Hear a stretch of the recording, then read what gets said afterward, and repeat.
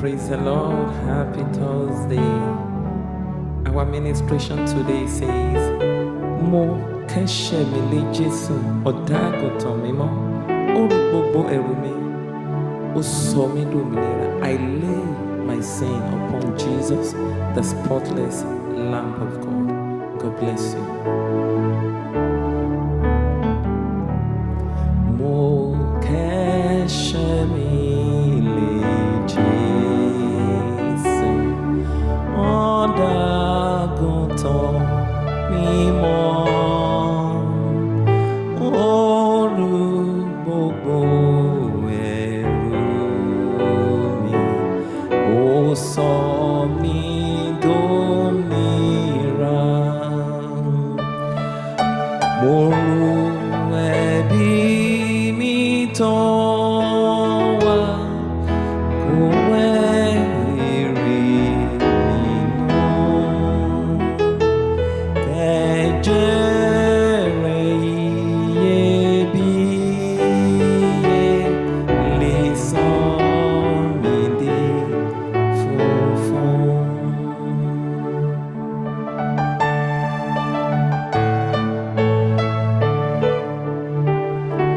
Mo ká ẹni mi lé Jésù, tirẹ̀ lóhun gbogbo. Ó wá rán mi gbogbo sàn, ó rẹ̀ mí padà. Mo kó ìbànújẹ́ mi, ẹ̀rù àtàníyàn lé Jésù, ó sì gbà mí, ó gba ìrora mi.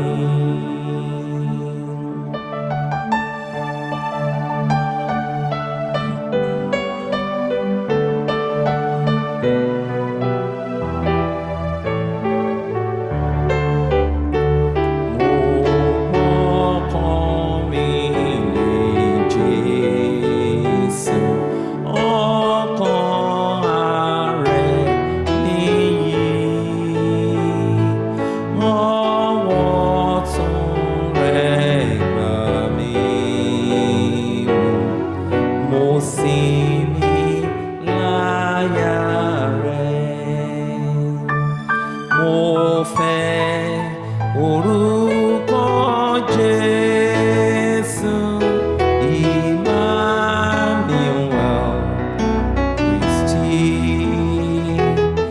ìyọ́nú dídùn yíká ní orúkọ rẹ̀ jẹ́.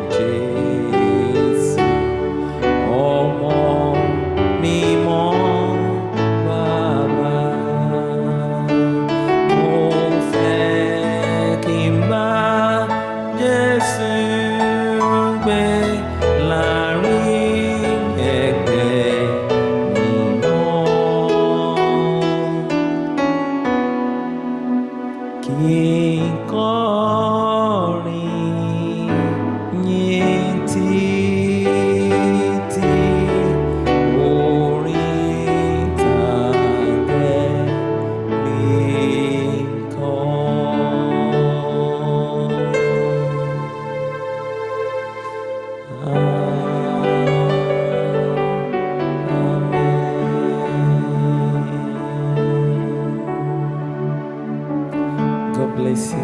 Remember, Jesus is coming soon. Jesus is coming soon. Very soon. Stay prepared. God bless you.